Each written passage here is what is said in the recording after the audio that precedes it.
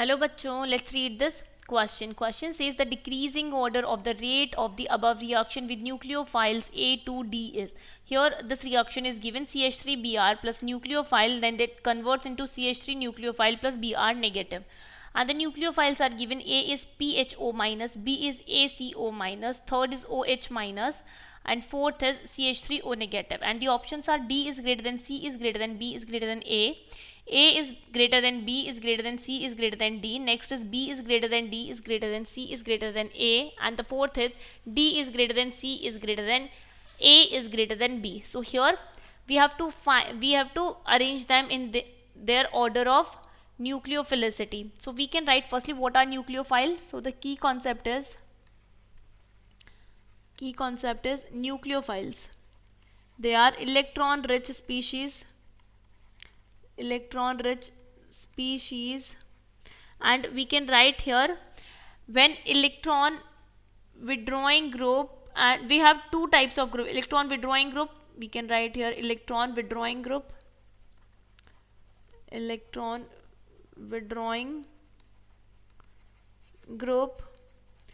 and the next is electron releasing group.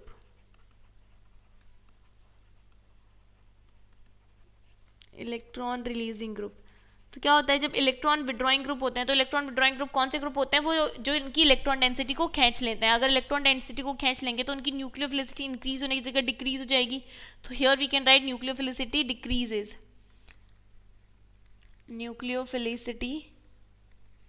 Decreases.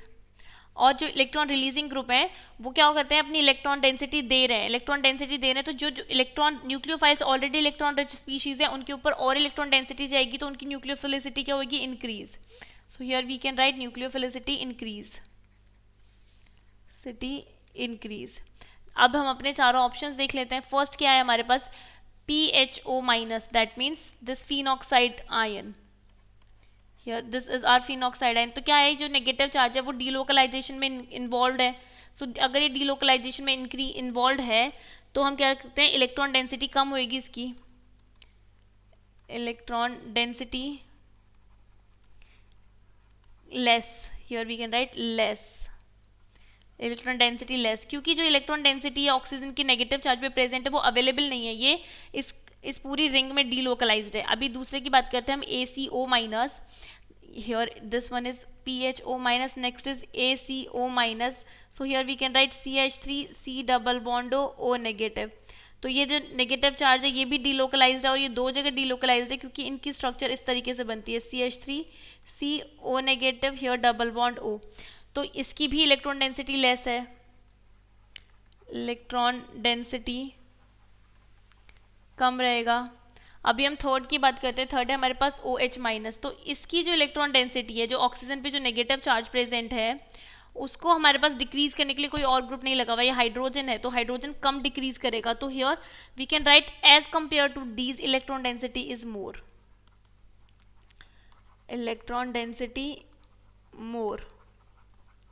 अगर हम last वाले की बात करें दैट इज CH3O नेगेटिव, तो यहाँ पर हाइड्रोजन था. अब यहाँ हाइड्रोजन की जो CH3 ग्रुप है, तो CH3 प्लस आई का ग्रुप है, तो ये इलेक्ट्रॉन डेंसिटी देगा.